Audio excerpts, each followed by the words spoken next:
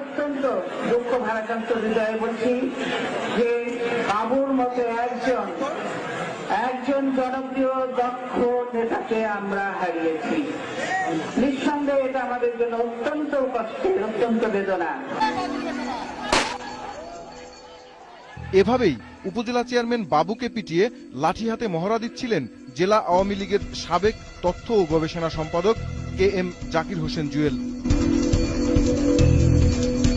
তার পাশেই কুড়াল কাঁধে লুঙ্গি পরা চরমপন্থী ক্যাডার সেলিম। আর রক্তাক্ত বাবুর নিথর দেহ পায়ের নিচে ফেলে দাঁড়িয়ে আছেন নাটোরের বনপাড়া পৌর আওয়ামী লীগের আহ্বায়ক খোকন মোল্লা। তার পাশে লাকড়ি হাতে চলছে বড়াইগ্রাম উপজেলা ছাত্রলীগ সভাপতি জিল্লুর রহমান জিন্নার দাপট।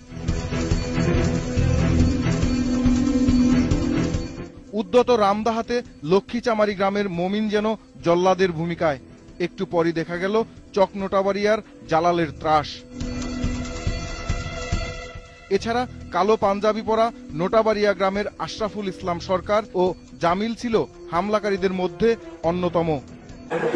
আপনারা হারিয়েছেন আপনাদের একজন প্রিয় সন্তানকে, এই নাটোরের একজন প্রিয় সন্তানকে আপনারা হারিয়েছেন।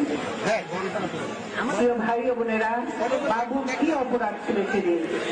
কি করেছিল বাবু অন্যায় যে বাবুকে এরকম ভাবে হত্যা করা হলো? আজকে বনপাড়ার বাবু চত্বরে দাঁড়িয়ে আমি প্রতিজ্ঞা করে গেলাম, যেই জায়গা থেকে বাবু মার্ডার কেস বন্ধ হয়েছে সেই জায়গা থেকে আমি শুরু করবো ইনশাআল্লাহ।